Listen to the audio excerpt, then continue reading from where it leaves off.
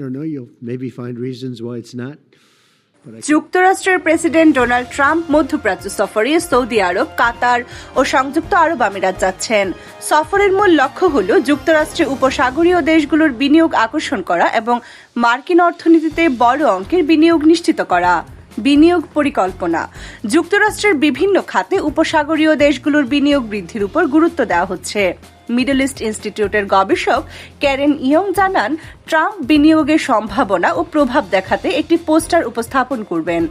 সংযুক্ত আরব আমিরাতে আগামী 10 বছরে যুক্তরাষ্ট্রে $1.4 ট্রিলিয়ন বিনিয়োগের ঘোষণা দিয়েছে।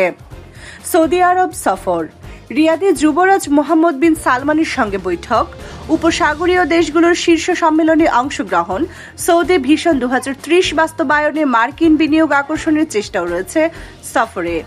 সামরিক সরঞ্জাম বিক্রি: সৌদির সঙ্গে $100 বিলিয়ন বেশি সামরিক সরঞ্জাম বিক্রির চুক্তি হতে পারে। চুক্তিতে ক্ষেপণাস্ত্র, রাডার সিস্টেম, পরিবহন বিমান অন্তর্ভুক্ত। বাইডেন প্রশাসন আগের চুক্তি স্থগিত করেছিল মানবাধিকার ইস্যুতে।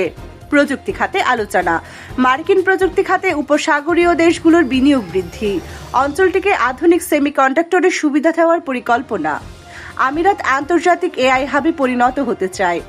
অর্থনৈতিক প্রেক্ষাপট: সৌদি আরবে টানা তৃতীয় বছর বিদেশি বিনিয়োগ হ্রাস পাচ্ছে।